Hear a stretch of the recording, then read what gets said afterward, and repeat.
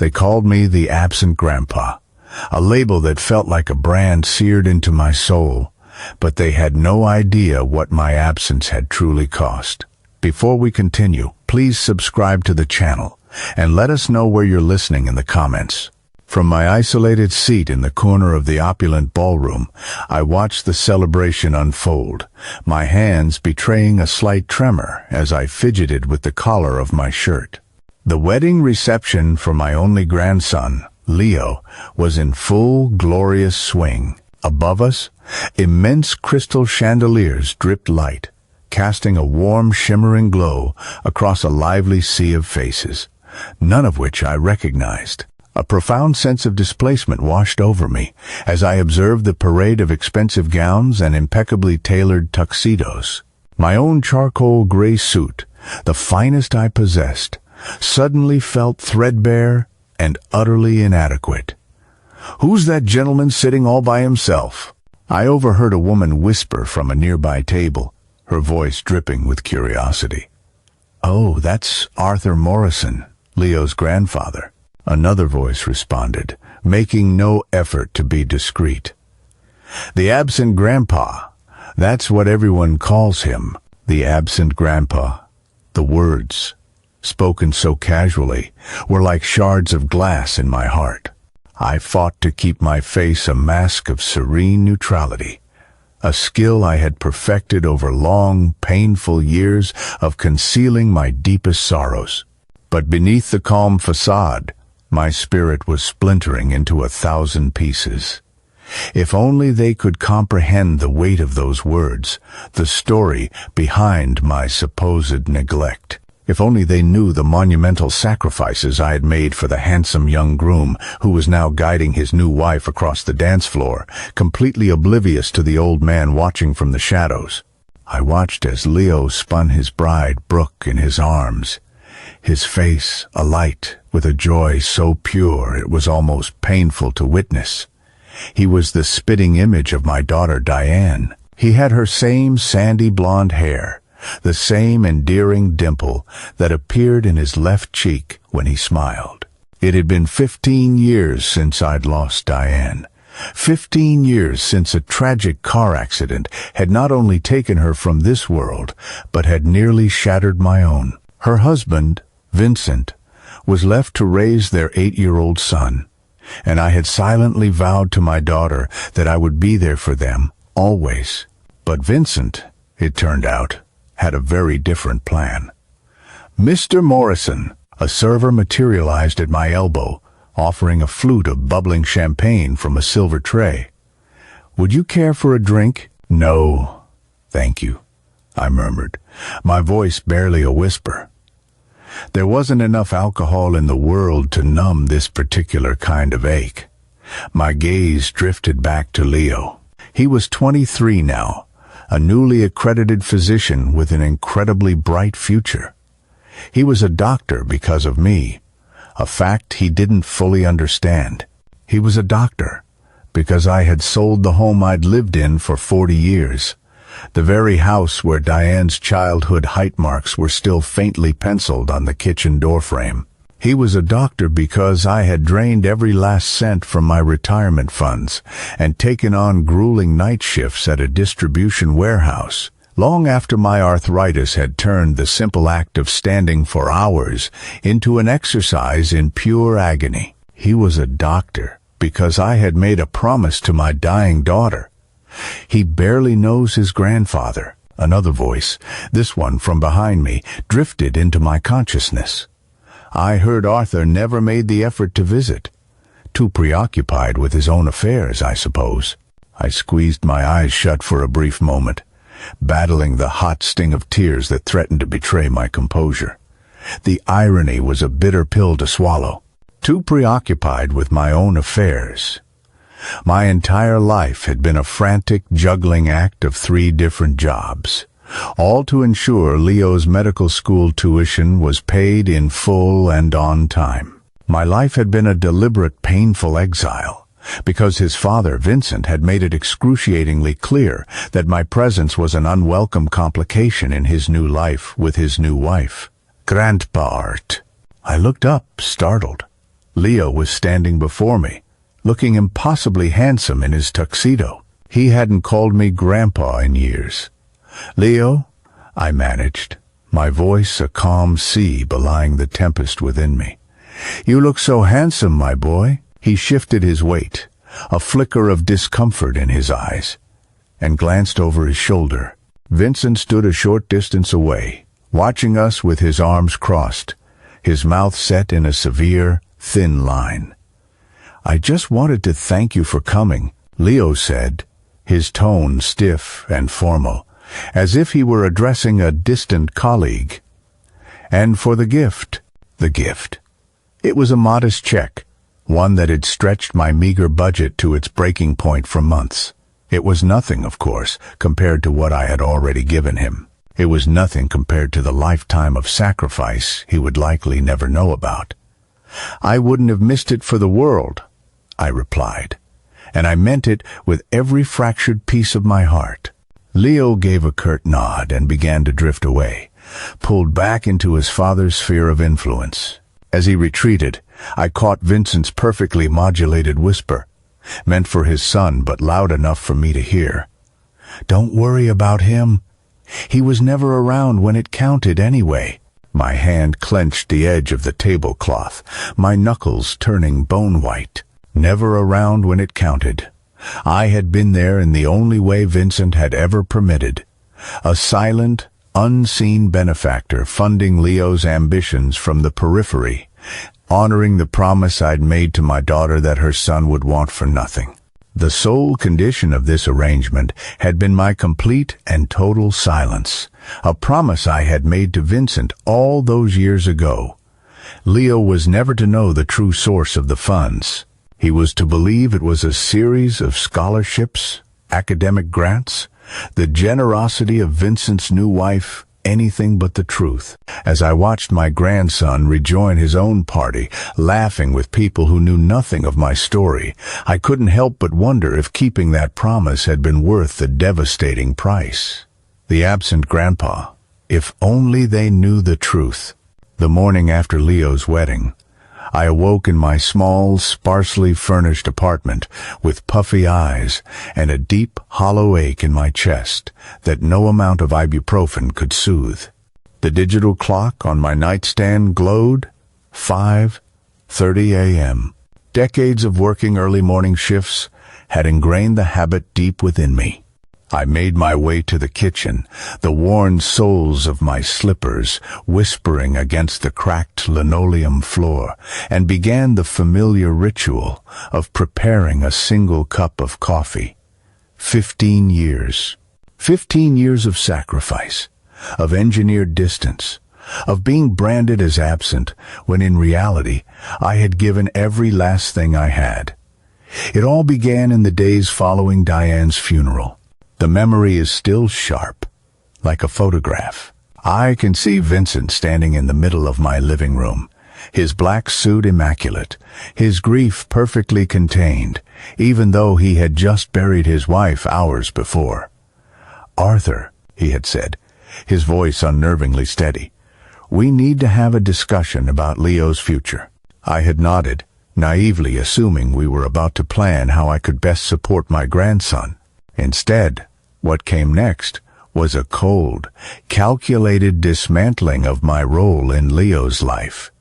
"My parents want us to move closer to them, to Boston," he announced. "They have connections there, a certain social standing. Leo will have opportunities we can't offer him here." "But this is his home," I'd protested, my voice weak. "His friends are here, his school. I'm here." Vincent's expression had hardened instantly. "Diane is gone, Arthur. I have to do what's best for Leo now." And what was best for Leo, apparently, was a life devoid of me. A life far removed from the modest, middle-class neighborhood where his mother had grown up. Far from the grandfather who couldn't provide him with yacht club memberships or legacy admissions to Ivy League schools. The coffee maker beeped, its sharp sound yanking me from the past. I poured the dark, steaming liquid into my favorite mug, a long-ago Mother's Day gift to my wife from Diane. and sat down at my small kitchen table. The door of my refrigerator was a collage of photos. Leo's school pictures, sent reluctantly by Vincent each year. Graduation photos that arrived in the mail, always long after the ceremonies I hadn't been invited to. I had framed each one, treasuring these fleeting glimpses into the life I was funding but was forbidden from sharing. I vividly recall the day Leo called me, his voice trembling with excitement, to tell me he'd been accepted into medical school at the University of Pennsylvania. I'd had to feign surprise, even though the first tuition bill was already sitting on my desk, the harbinger of many more that would obliterate my savings and force me back into the workforce at the age of 62. "That's incredible news, son," I'd said, the genuine pride in my voice mingling with the bitter taste of my deception. "Dad says it's all thanks to his networking," Leo had chirped, oblivious, and Grace's connections with the Alumni Association. Grace, Vincent's second wife. The successful architect who had seamlessly stepped into my daughter's place and graciously accepted credit for the opportunities my back-breaking labor had provided. I had met her only twice. Both encounters involved me enduring her patronizing smiles as she referred to me as Dad, a title I had certainly never given her permission to use. I took a sip of my coffee and winced at its bitterness. It tasted just like the morning after Diane's funeral felt, when Vincent had laid out his terms in cold, unemotional detail. "Leo will need financial help for college," he had stated, as if discussing a business transaction. "Diane's life insurance will only go so far, especially for the caliber of schools we're aiming for. I'll help in any way I can," I'd promised, without a moment's hesitation. "There are conditions," Vincent had replied, his tone dropping several degrees. "I don't want Leo feeling indebted to you. I don't want his life complicated by a sense of divided loyalty." I remember the tremor that started in my hands as the true nature of his proposition dawned on me. "You want my money, but you want me to stay away." "I want what's best for Leo," Vincent had insisted, his voice sharp. "He needs to be focused on his future, not shackled to the past. Diane would want him to move forward. He used my own daughter against me, and that was the final, brutal twist of the knife. I had agreed to his cruel terms, clinging to the belief that a distant financial presence in Leo's life was better than no presence at all.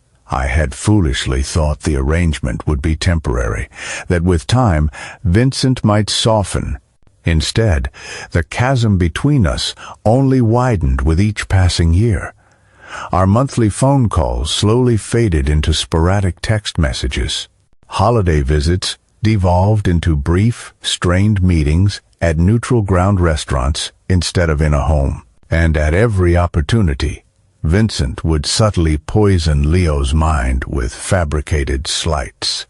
"Remember when Grandpa missed your championship game?" he'd say, conveniently forgetting that he'd given me the wrong date. Or, "Grandpa was too busy to make it to your high school graduation." Never explaining that I was working a 16-hour double shift to pay for the expensive laptop Leo had wanted as a graduation gift. I had become the villain in their story, a convenient scapegoat. The grandfather who was too selfish, too wrapped up in his own world to care. All the while, I was stocking shelves at the warehouse during the day, delivering pizzas at night, and mending clothes for extra cash on weekends, doing whatever it took to keep the money flowing to Boston, toward the future my daughter would have demanded for her son. I walked to the refrigerator and gently touched a photo of Leo in his crisp, white lab coat, taken at the start of his clinical rotations. My handsome grandson, the doctor.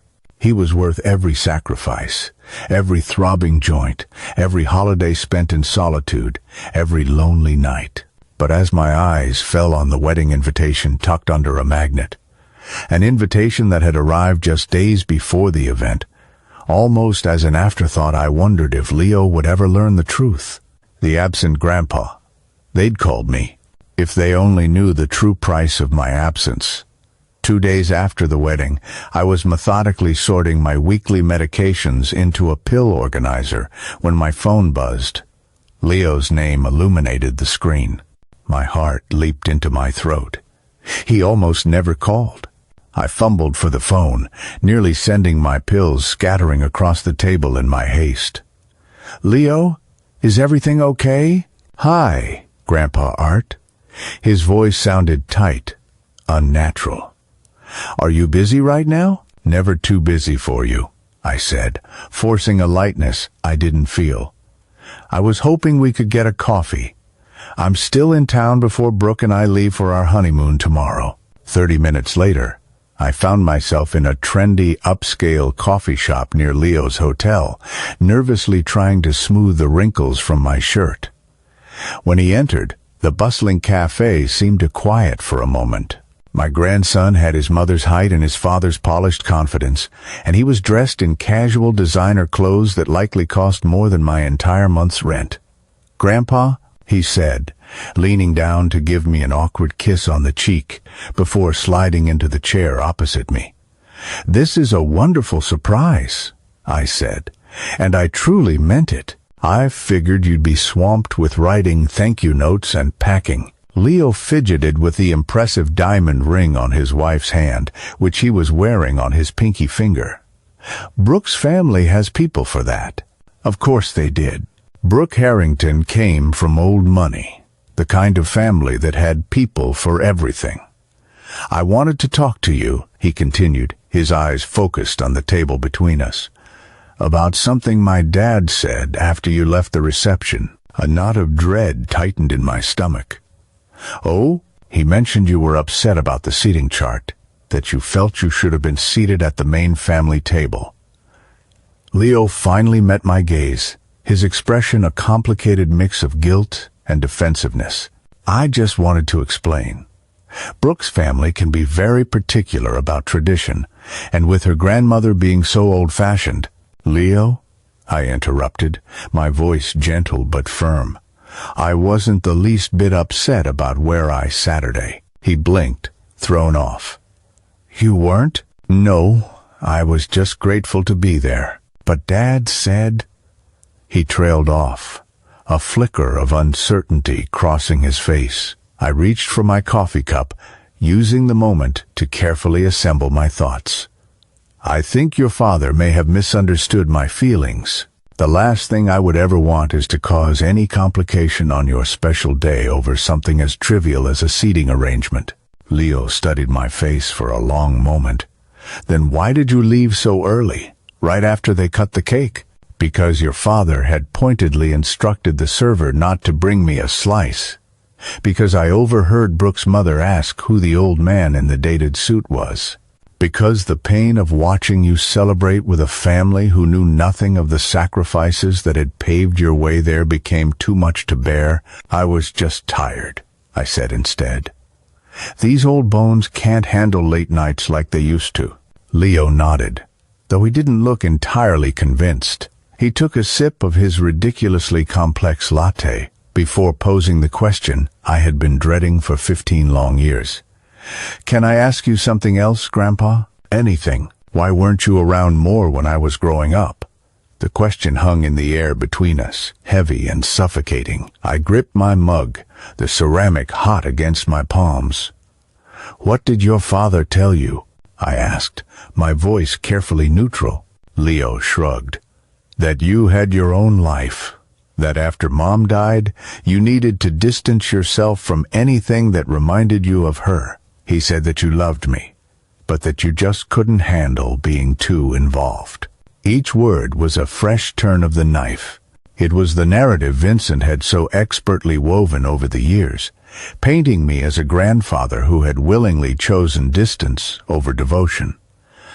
"I see," I said softly. "Was it true?" Leo pressed, his voice earnest.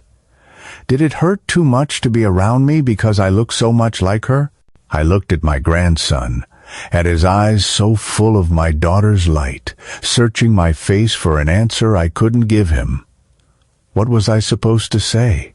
that his father had systematically and cruelly erased me from his life, that I had been paying his tuition by working jobs that left me so physically depleted I could barely walk, that our entire relationship was predicated on a cruel bargain that demanded my silence. Life was very complicated after your mother passed away, I finally managed. There were a lot of factors that influenced how often we were able to see each other. Like what? There was a new edge to his voice now, a hint of a challenge. I took a deep breath. Leo, do you have any idea who actually paid for your medical school tuition? He looked completely baffled by the sudden change of subject. Dad and Grace, mostly. I had some scholarships too. Why? Before I could formulate a response, Leo's phone buzzed on the table. He glanced at the screen. It's Brooke. She's wondering where I am. We have a dinner with her parents in an hour. The moment was gone, evaporated. A part of me screamed to grab his hands, to pour out the whole sordid story, the house, the squandered retirement, the agonizing nights I'd worked through, the searing pain of my arthritis. To tell him about the promise his father had extracted from me, the promise that he would never know where the money truly came from. But as I looked at him so successful, married into a wealthy, powerful family, his perfect life stretching out before him, I had to ask myself what good the truth would do now. It would only saddle him with a lifetime of guilt, and likely shatter his relationship with his father forever. It's not important, I said, forcing a smile that felt like a grimace. You should go. Don't keep Brooke waiting. Leo hesitated for a second. Are you sure? It felt like you were about to say something important. Just that I'm so proud of you, I said, hiding the truth in plain sight, and that I have always, always loved you, even from a distance. He smiled, visibly relieved. Thanks, Grandpa. He stood up and collected his designer jacket. I'll give you a call when we get back from Bora Bora. I nodded, knowing deep down that the call would likely never come. As I watched him walk out of the cafe and disappear into the bustling city street, I wondered if I had just squandered my one and only chance to break the silent pact that had defined our relationship for 15 years.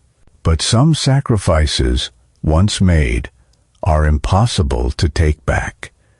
And some silences, once agreed to, grow too loud to ever break. 3 months after Leo's wedding, I was folding laundry in my small living room when my phone rang.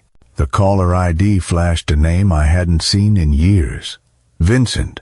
In the 15 years since my daughter's death, he had called me precisely 12 times, and each call had been a precursor to a request for more money. Hello, Vincent, I answered, my mind already racing, trying to calculate how much I could possibly withdraw from my rapidly dwindling savings. Arthur? Vincent's voice was tight, strained. Leo's in the hospital. The world tilted on its axis. What happened? Is he all right? He collapsed at the hospital where he works. They're thinking it's appendicitis. He's about to go into surgery. I was already on my feet, grabbing my wallet from the counter. Which hospital? Mass General. But Arthur, Vincent's voice hardened, there's no reason for you to come all the way up here. I just felt you had a right to know. Of course he didn't want me there, but this wasn't about him. I'm coming, Vincent. He's my grandson. He has Brooke and her family. He has me. He doesn't need. I'll be there tonight, I interrupted, a rare act of defiance. Then I hung up the phone before he could argue any further. 6 hours and one maxed-out emergency credit card later, I walked through the automatic doors of Massachusetts General Hospital. At the main information desk, I asked for Leo Harrington's room. Family only, the receptionist said, her eyes flicking over my simple, travel-rumpled clothes with a dismissive air. I'm his grandfather. The words felt both fundamentally true and like a complete lie. True by blood, but a lie by circumstance. Arthur, A woman's voice called from behind me. I turned to see Brooke, Leo's wife, hurrying toward me. She looked exhausted but composed in an expensive-looking pantsuit. "Brooke," I said, extending my hand. "I came as soon as I heard. How is he?" "He's out of surgery," she said, and I was surprised by the genuine relief in her voice at seeing me. It was his appendix, but they were able to get it before it ruptured. He's resting now. "Come on, I'll take you to his room." As we walked down the long, sterile corridor, she explained that Vincent had gone down to the cafeteria to get some coffee, and that her parents were driving in from their home in Connecticut. "We were so lucky I happened to be home when he collapsed," she said. "I've been traveling so much for work lately." She led me to a private room where Leo was sleeping, his face pale and still against the pristine white pillows. My heart ached at the sight of him looking so vulnerable, so much like the little boy he'd been before our world had been torn apart. "The doctor says he'll need to stay for a night or two for observation, but he should make a full and quick recovery," Brooke said, just as her phone began to vibrate. "Excuse me," she murmured. "I have to take this. It's my office." Left alone with my grandson, I quietly moved to his bedside and gently took his hand in mine. "I'm here, son," I whispered, knowing he couldn't hear me. "What are you doing here?" Vincent's cold voice sliced through the quiet of the room. He was standing in the doorway, a paper coffee cup in his hand, his expression an undisguised mask of annoyance. "I told you I was coming," I said, calmly, refusing to release Leo's hand. "And I told you it wasn't necessary." He strode into the room, placing his coffee on the bedside table with a deliberate, sharp tap. "Brooke's parents will be here any minute. They've already arranged for a private nurse for when he's discharged." "I'm not here to get in the way of their plans, Vincent," I said, my voice even. "I'm here to see my grandson." Vincent's eyes narrowed into slits. After all these years of barely making contact, you suddenly feel the need to play the concerned grandfather. It's a bit theatrical, don't you think? The sheer injustice of his accusation was a physical blow.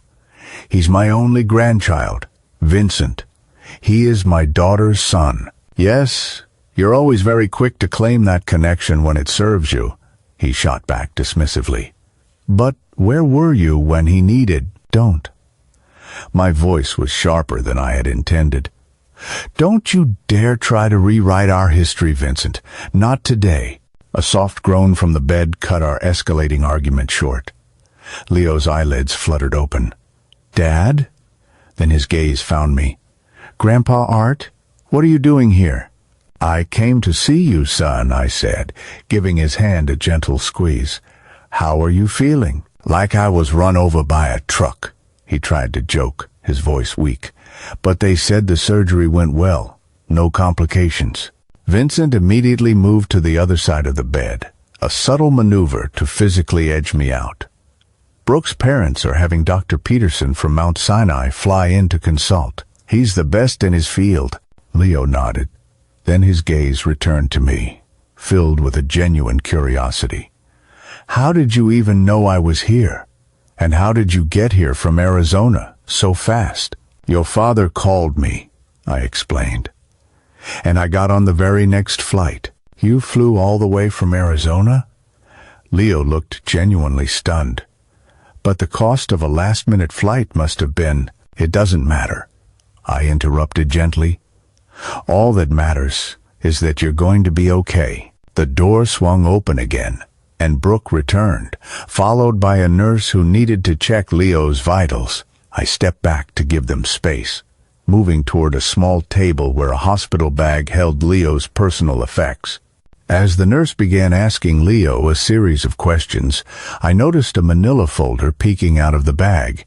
It was likely just medical paperwork, but something caught my eye. The letterhead of the University of Pennsylvania School of Medicine. On impulse, I slid it out just enough to see what it was.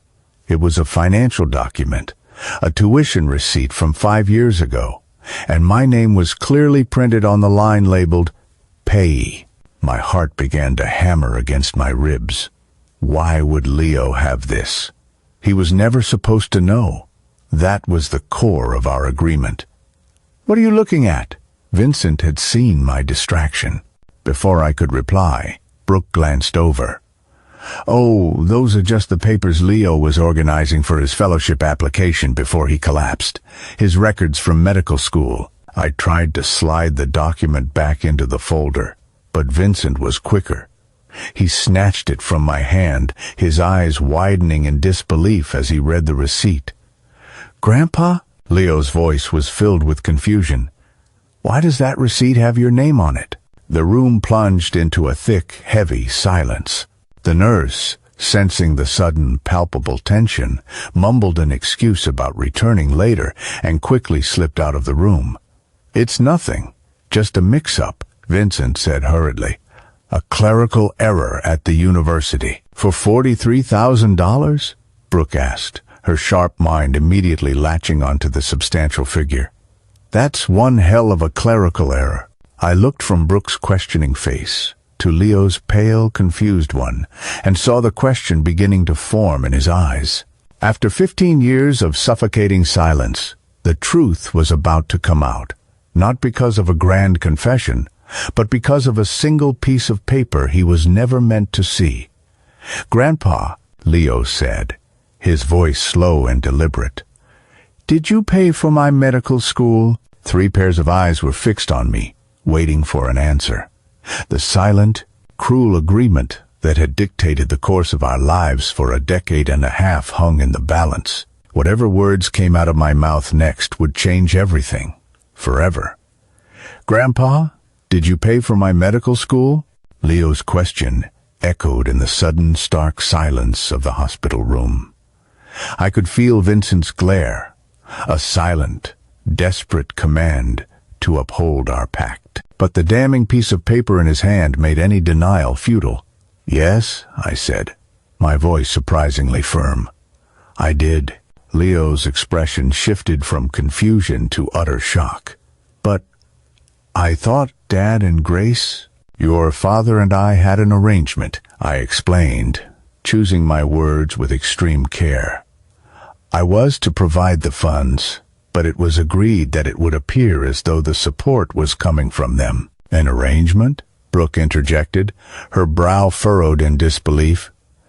"What kind of arrangement is that?" Vincent's voice, sharp and defensive, cut through the room. "This is hardly the time or the place for this, Arthur. Leo is recovering from major surgery." "I want to know," Leo insisted, his own voice gaining strength. "Grandpa, please, tell me about this arrangement."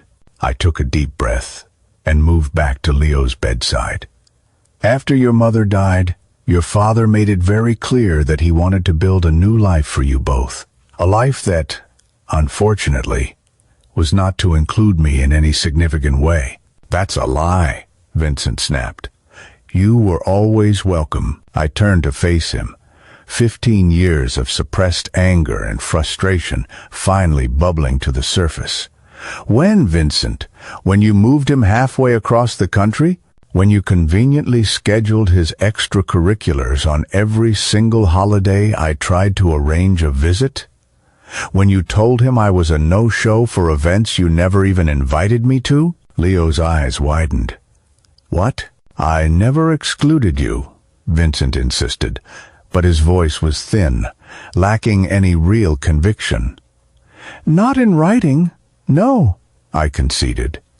"But you made your terms crystal clear. My role was to be a silent financial backer, not an active, present grandfather. That was our arrangement." "Is this true, Dad?" Leo's gaze shifted to his father, who suddenly seemed to find the floor incredibly interesting. His silence was a confession. "How much?" Brooke asked, her voice quiet but firm. I looked at her, confused. "How much did you contribute to Leo's education?" I hesitated. "That doesn't matter." "It matters to me," Leo insisted, his eyes pleading. "Please, Grandpa, I have to know." I looked at my grandson, and realized he deserved to know the whole truth. "Everything," I said softly. "The tuition, the housing, books, your living stipends during your residency, all of it." Leo's face, already pale, lost another shade of color. "But that would be hundreds of thousands of dollars. How could you possibly have afforded that?" I chanced to glance at Vincent, who at least had the decency to look ashamed. "I sold my house," I said quietly. "The one your mother grew up in. And I came out of retirement. I've been working 3 jobs for the better part of the last 15 years. 3 jobs? Leo whispered, his voice laced with horror. "At your age? But I thought you were traveling, enjoying your retirement. That's what Dad always told me when I asked why you couldn't come visit. Your grandfather made his own choices," Vincent said defensively. "No one forced him to work. No one forced him to give us money. He could have been more present in your life if he had truly wanted to be." Something inside me finally snapped. 15 years of biting my tongue, of playing the part he had assigned me, of suffering in silence, it all came pouring out. "That is an absolute lie, Vincent, and you know it," I said, my voice low and shaking with rage. "You told me, in no uncertain terms, that if I wanted to help Leo financially, I was to remain in the background. You said you didn't want him to feel obligated to me. You said you didn't want your new family dynamic complicated by my presence. Do you remember saying that?" Vincent flinched as if I had struck him. I turned back to Leo, whose eyes were now brimming with tears. "My boy, I never wanted you to find out about any of this. The last thing I ever wanted was for you to feel guilty or caught in the middle. I just wanted to make sure you had every opportunity your mother would have wanted for you." "By sacrificing your own life?" Leo asked, his voice cracking. "By letting me spend my entire life believing you didn't care enough to be a part of it?" "It seemed like the only way at the time," I admitted, my own voice thick with emotion. "Your father made it very clear those were the terms." Brooke, who had been listening in stunned silence, finally spoke. "Let me see if I have this straight.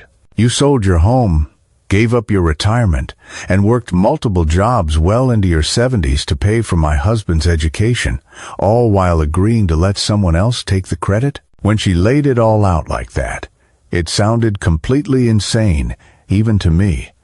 "Yes, and you," she said, turning her steely gaze on Vincent. "You deliberately kept Leo's grandfather away from him while you cashed his checks." Vincent straightened his shoulders, his defenses re-erecting. "I did what I thought was best. Arthur was grieving. He was emotional, unstable even. After Diane died, I needed to provide Leo with stability." "Stop it." Leo's voice cut through the tension like a scalpel. "Just stop." He looked back and forth between his father and me, tears now streaming freely down his cheeks. "My whole life, I thought Grandpa Art didn't want me. I thought he couldn't even stand to look at me because I reminded him too much of my mom. Do you have any idea how that felt?" The raw pain in his voice was more than I could bear. "Leo, I am so sorry." "No," he shook his head. "I'm not blaming you, Grandpa. You were just trying to help in the only way my father would allow." He turned a look of pure betrayal on Vincent. "How could you? How could you keep him from me, and then lie and make me think it was his choice?" Vincent's carefully constructed composure finally shattered. "It wasn't like that, Leo. You can't understand how hard it was after your mother was gone. The decisions I had to make were selfish," Leo finished for him. "You robbed me of my grandfather, my mother's father, while you let him sacrifice everything he had for me." The hospital room fell silent again, the air thick with 15 years of unspoken truths. I had rehearsed this moment in my mind 1,000 times, but I had never imagined it playing out like this, With my grandson pale and recovering in a hospital bed, his entire understanding of his family revealed as a lie. "I think," Brooke said, her voice gentle but firm, "that we all need some time to process this, and Leo needs to rest." She was right. This emotional firestorm was the last thing he needed. But the truth, once unleashed, could not be put back in its cage. "I'll come back in the morning," I said softly, reaching for Leo's hand one last time. "If you'd like me to." Leo's fingers wrapped around mine, his grip surprisingly strong. "I'd like that. We have 15 years to catch up on." As I left the room, I heard the click of Vincent's expensive shoes on the linoleum behind me. He caught up to me in the hallway. "Arthur," he began, but I just held up my hand. "Not now, Vincent. I have kept your secrets for 15 years. I think I've earned a moment of peace." For the first time since I had known him, he was utterly speechless. As I walked toward the elevator, I felt a profound lightness, as if the crushing weight of our silent agreement had finally been lifted from my shoulders. The truth was out. It was messy and painful and complicated, but it was out. 1 year later, I found myself sitting on a bench in Central Park, watching the autumn leaves drift down from the trees in lazy, colorful spirals. I'd never imagined myself living in a place like New York City, yet here I was. 6 months ago, I had moved into a small apartment just 10 blocks from the brownstone where Leo and Brooke lived. My phone buzzed with a text message. "We're on our way. Brooke's bringing coffee." A smile touched my lips. I was still getting used to the casual, constant communication, the effortless way I was now included in their daily lives. So much had changed in the years since that fateful day in the hospital. The days immediately following Leo's surgery had been tense. Vincent had tried desperately to spin new versions of the story, to justify his actions and regain control of the narrative. But Leo, blessed with his mother's quiet resolve, had insisted on hearing the unvarnished truth, not just about the money, but about every missed birthday, every fabricated excuse, every calculated lie. Brooke had been an unwavering source of support. As an only child who had also lost her mother at a young age, she understood the irreplaceable value of family. My father would have given anything to have my grandparents in my life. She had told me during one of our first long talks, "I just can't comprehend how Vincent could have kept you away." The reasons were a tangled mess of grief, control, and Vincent's desperate need to reinvent his life after Diane's death. I had come to a place of understanding, if not complete forgiveness. In his own twisted way, he had been trying to protect Leo while cementing his own position as the sole central figure in his son's life. "Grandpa Art." I looked up to see Leo waving as he and Brooke crossed the great lawn toward me. He looked happy and relaxed, his doctor's scrubs replaced by jeans and a sweater. Brooke walked beside him, carefully balancing a tray of coffee cups. And toddling between them, taking her first determined wobbly steps on the grass, was Caleb, my 7-month-old great-grandson, named after my own father. "Look who decided to start walking today," Leo said proudly as they reached my bench. Caleb promptly lost his balance, plopped down on the grass, and then let out a delighted giggle, his arms reaching up for me. I scooped him into my arms, burying my face in his soft hair, breathing in that sweet, intoxicating baby smell. "Hello, my precious boy," I murmured, kissing his chubby cheek. "He's been asking for Gampa all morning," Brooke said, handing me a steaming coffee, though it sounds more like Gaga at the moment. The simple fact that my great-grandson knew me, that I was a constant, loving presence in his life from the very beginning, still felt like a waking dream. "How was the conference?" I asked Leo as we all settled onto the bench. "Incredible," he said, his eyes shining. The Morrison Foundation scholarship recipients were all there. You should have seen them, Grandpa. 11 new doctors, all of them going to specialize in serving rural and underserved communities. A wave of pride washed over me. The Morrison Foundation was Leo and Brooke's creation, an idea born from the ashes of our family's secrets. They had established it 6 months after Leo's surgery, using a significant portion of Brooke's inheritance to create a scholarship fund for medical students committed to working in low-income areas. It had been Brooke who insisted on naming it after me. "It's your legacy, Arthur," she had said simply. "Your sacrifice deserves to be honored."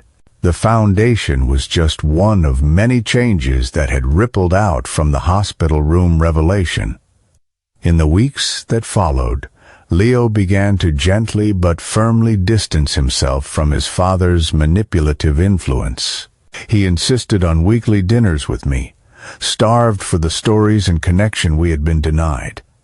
He asked endless questions about his mother, about my life, about the 15 years we had lost. Then, most incredibly, he and Brooke had asked if I would consider moving to New York. "We're going to start a family," Leo had explained, his voice thick with emotion. "And I don't want my children growing up without their great-grandfather." The invitation was everything I had ever wanted, but had never allowed myself to hope for. At 74 years old, I sold my small apartment in Arizona, packed up my few possessions, and moved across the country. Vincent had not handled these changes gracefully. His meticulously constructed world, with himself at the center, had crumbled. He had tried guilt, then anger, then tearful apologies. When none of it worked, he had retreated to his life in Boston, and his relationship with Leo was now confined to strained, infrequent phone calls. "Dad called yesterday," Leo said now, as if he'd been reading my mind. "He's seeing someone new, a retired history professor." "That's good," I said, and I meant it. In spite of everything, I held no ill will toward Vincent. He had loved my daughter once, and he had given me Leo. That had to count for something. Caleb squirmed in my lap, his little hand reaching for a vibrant red leaf that had landed on my knee. His tiny fingers closed around it, and he studied it with the intense concentration only a baby can muster. "The Foundation's board wants you to be the keynote speaker at the spring gala," Brooke mentioned. "They want to officially honor your contribution." I shook my head. "Oh, no. I'm no good at public speaking. Besides, it's your foundation." "It was inspired by you," Leo insisted gently. "Those students deserve to hear the story behind their scholarships. They deserve to know how one person's quiet sacrifice can end up changing so many lives." I looked at my grandson, so successful, so compassionate, so much like his mother, and I looked at the beautiful baby in my lap, a future I never thought I would live to see. "I never thought of it as a sacrifice," I said quietly. "Not really. Everything I did because I loved you, Leo. Because you were worth it." Leo's eyes grew misty. "I know that now. But for so long, I didn't. For so long, I was told a completely different story." "The past is the past," I said, reaching out to take his hand. "What matters is right now. This." As if on cue, Caleb dropped his leaf and made a sudden, determined lunge for Brooke's coffee cup, nearly toppling himself off my lap in the process. We all laughed as Brooke expertly rescued both her latte and the baby. Later, as we strolled through the park together, Leo pushing Caleb's stroller and Brooke's arm linked through mine, I reflected on the long, painful journey that had brought us to this moment. I thought about the label that had once wounded me so deeply, the absent grandpa. It no longer mattered what a few strangers at a wedding had called me. It no longer mattered what lies Vincent had spun for all those years. All that mattered was this. My grandson knew the truth. My great-grandson would grow up in my arms. My daughter's legacy was alive and well, not just in her son, but in the new generation of doctors being trained by the foundation that bore our family name. Some sacrifices go unseen. Some are misunderstood or deliberately buried. But true love, the kind of selfless love that gives without any expectation of return, the kind that endures through years of rejection and forced absence, that love eventually always finds its way into the light. As we reached the edge of the park, Leo squeezed my arm. "Dinner at our place tonight? I wouldn't miss it for the world," I replied. And, for the first time in what felt like a lifetime, those words held no secret pain, no hidden meaning, just the simple, profound joy of family, finally whole. The absent grandpa had finally come home. They had been right about the absence, but they had been wrong about everything else. And now, in the quiet autumn of my life, surrounded by the family I had never stopped loving, I was, at long last, truly present. If you like this story, please like this video, subscribe to the channel, and share your impressions of this story in the comments. To listen to the next story, click on the box on the left.